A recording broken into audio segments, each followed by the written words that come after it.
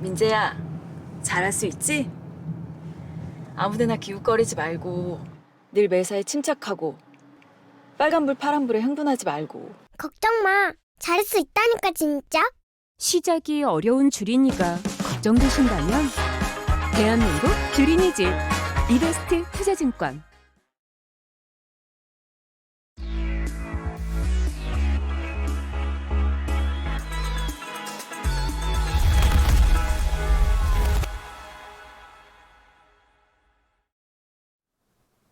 네, 안녕하세요. 남대정입니다.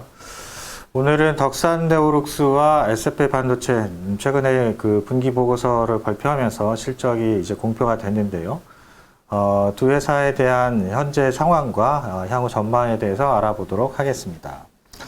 먼저 덕산 네오룩스인데요. 이제 2분기 실적을 보시면 영업이익이 109억, 어느 정도 이제 한 달 전쯤이죠. 이제 톤다운을 해서 추정치에 부합했다 이렇게 평가를 할 수 있을 것 같고요.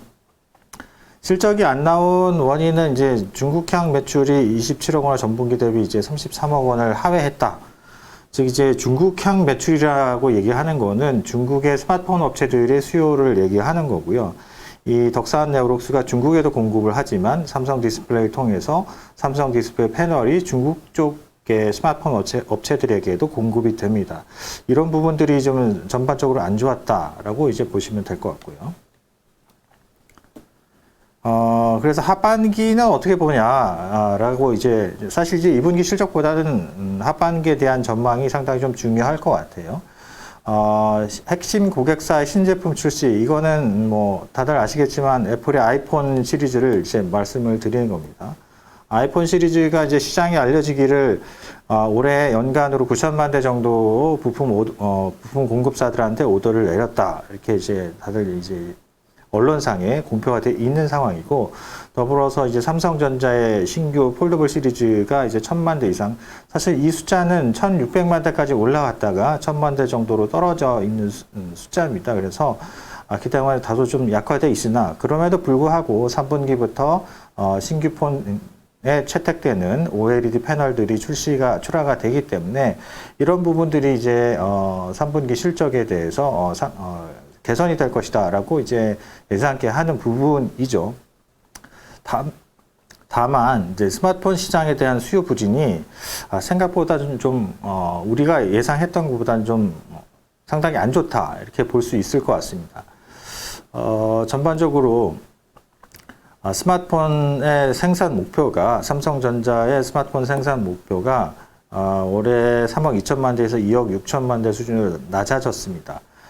낮아진 상황인데도 최근에 저희들이 이제 추적을 해보면 이 역시도 상당히 좀 부담스러운 숫자다라고 이제 뭐 얘기가 좀 나오고 있어요. 그래서 3분기, 4분기에 대한 부분들이 상당히 좀 우려감들이 증가를 하고 있고, 더불어서 애플의 아이폰 14 상당히 수요가 좋다라고 이제 알려져 있지만 덕산 네오룩스가 보기에는 삼성 디스플레이의 양산 목표가 3분기에 거의 집중화되어 있었는데 3분기에서 다소 이연이 돼서 4분기까지로 이제 분산되는 상황까지 이제 관측이 된다라고 이제 볼 수 있을 것 같습니다. 그래서 이런 부분들이 하반기에 다소 이제 실적에 대한 기대감들을 이제 낮추게 되는 그런 상황이 되는 거고요.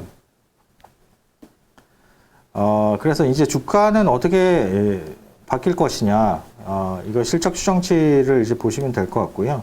이제 분기별 실적 전망을 보시면 지금 3분기가 2분기 대비 3분기가 큰 폭으로 좋아졌다가 4분기는 좀 떨어지는 이런 그림으로 저희는 추정을 하고 있고, 내년 상반기까지는 수요가 안 좋다라고 이제 볼 수 있을 것 같습니다. 그래서 주가는 상당히 좀 많이 조정을 받았죠. 이제 PER 밴드 기준으로 이제 거의 밴드 하단에 이제 내려와 있고, 아직까지 이제 보시면 PBR 밴드가 조금 더 여력이 있지만 그래도 뭐 PBR 밴드도 하단에 내려와 있다.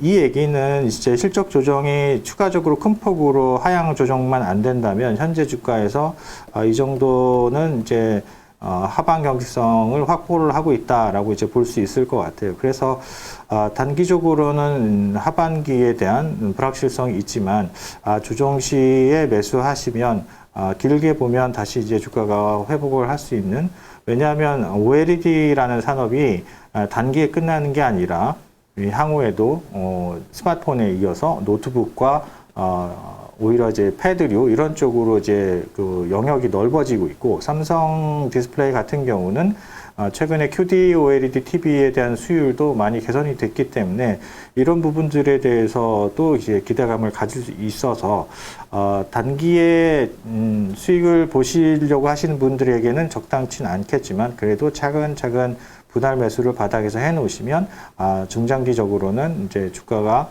다시 상승하지 않을까 이렇게 예상을 하고 있습니다.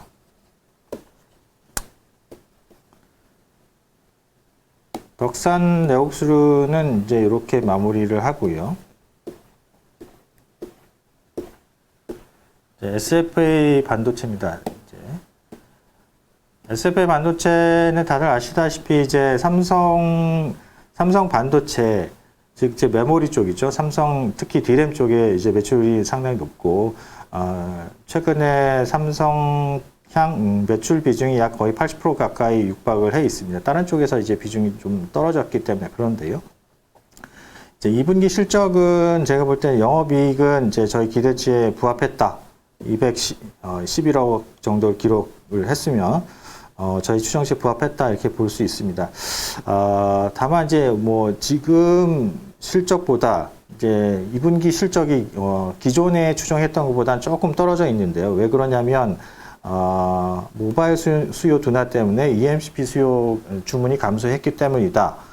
더불어서 이것에 의해서 이제 믹스 조정으로서 이익률이 전분기 대비 2%포인트 감소했다라고 이제 보시면 될 것 같습니다. 이 역시도 마찬가지, 이제, 향후의 이제 실적에 대한 전망, 이게 더 중요할 것 같습니다. 사실 이제,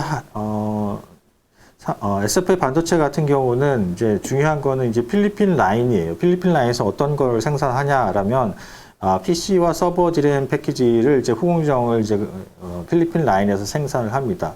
향후에 이제 이 회사는 국내 라인도 있고 중국 라인도 있고 필리핀 라인도 있는데, PC 서버 쪽은 이제 필리핀에 위치해 있으면서 삼성 반도체로부터 이제 장비 공급을 받아서 그쪽에서 증설을 계속 이제 목표를 하고 있고, 3분기 말에 증설이 시작돼서 4분기 말부터 이제 실제로 양산이 될 겁니다.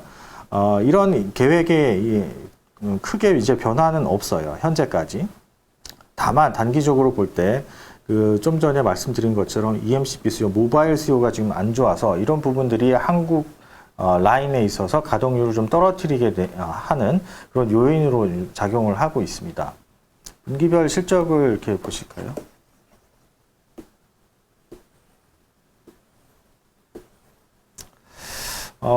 먼저 이제 분기별 이제 실적 변경 내역인데요.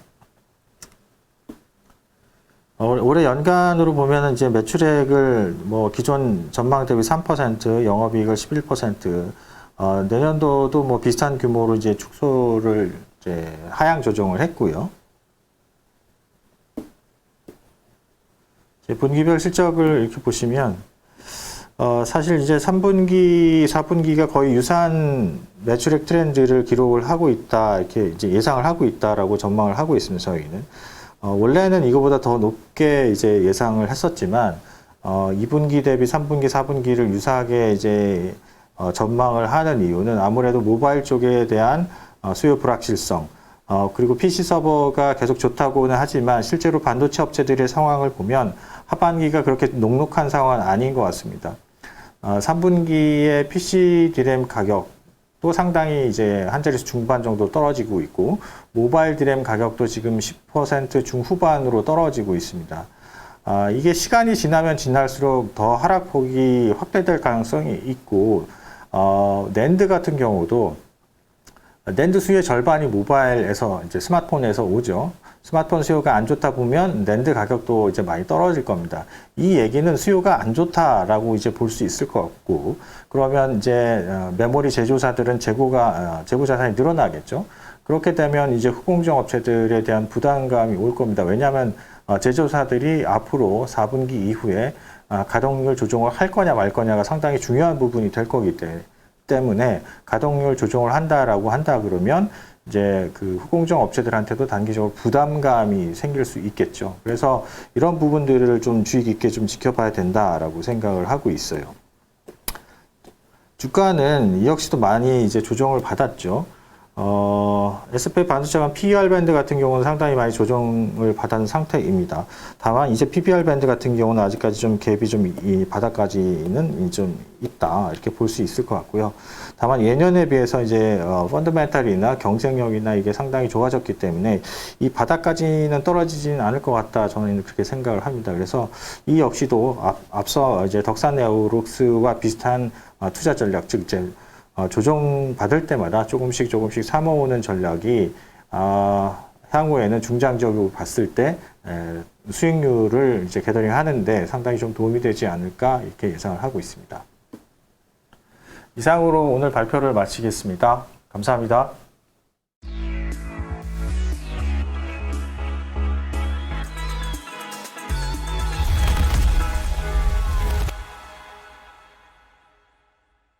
손이 진짜 많이 가니까요. 뭐 아무나 막 주워 먹지.